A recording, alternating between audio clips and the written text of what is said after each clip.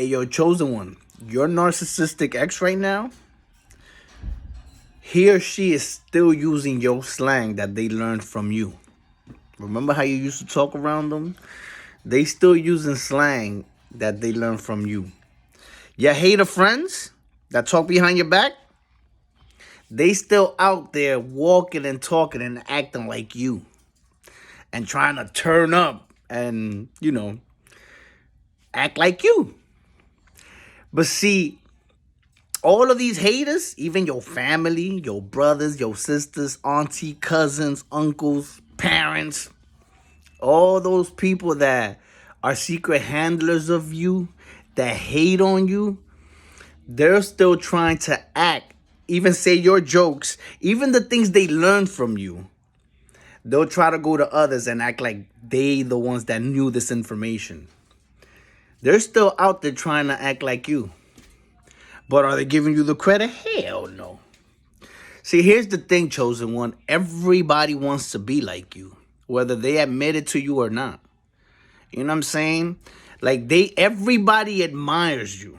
Your haters admire you and they want to be like you, but they're never going to tell you that.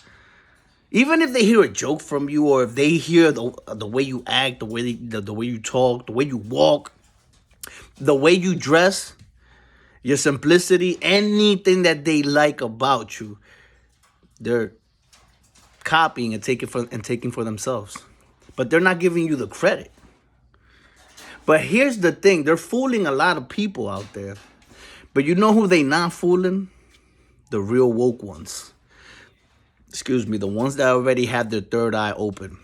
Because if anybody knows that they ever hung out with you, or if anybody knows that you're related to them, or if anybody knows that you were in a relationship with them, that person's gonna know. And it's gonna drive them internally pissed off and crazy. And they're gonna resent you more, and they're gonna want you. Because with you gone, dies the evidence that that's where they got that characteristic from. Isn't that crazy? They need you gone. A lot of them know that you can read right through them and you can see their flaws and their weaknesses because you possess a light and a powerful, you possess this powerful aura that removes their mask. And a lot of them want you gone because of that, because they know you can see right through them. But a lot of them, the other half, wants you gone because with you gone dies the evidence of where they got their whole personality from. Woo! That's crazy, fam. So yeah, that's right. Your ex that hates you, tells everybody you the worst, is starting a smear campaign, is still using slang and acting and talking like you. Guy or girl, doesn't matter. They bit off of you, they took shit from you, and now they're walking around acting like if it's their personality. I remember my ex telling me when she got the vaccine, the shot, whatever, I refused to get it. And I remember that I stood up for myself and I'm like, yo, you know what I'm saying? Like I was like, I'm not taking that shit. She was like, yeah, I had to do what I had to do, cool. But I remember she was talking to me and I was like, I don't give in for anybody or anything. That's one thing about me. And one time, bro, I walked in on her with her homegirl, and she's talking to her homegirl. She didn't know I was watching. I was in the back opening the fridge. And she's like, yeah, that's one thing about me. I don't give in to anything or anyone. While everybody follows the trends or does whatever the government tells them to do, I always do the opposite. And the friend was like, I've always admired that about you. And I looked and I was like, at the time she was my girl. So I was like, yeah, we push each other. I'm not going to be mad. That was my shorty at the time. I'm actually hyped, thinking, oh, you know what I'm saying? That's hype, that I hype her up and I make her act this way. Do you think she ever came up to me and told me, yo, I'm saying, you inspired me? No. Right now, she wants me gone. But she's out there pretending like she's this rebel and she would never, allow the government to make her do things she doesn't want to do and stuff like that, right? And the same thing goes to a lot of your friends, your cousins, your sisters, your brothers. They out there trying to act and be you.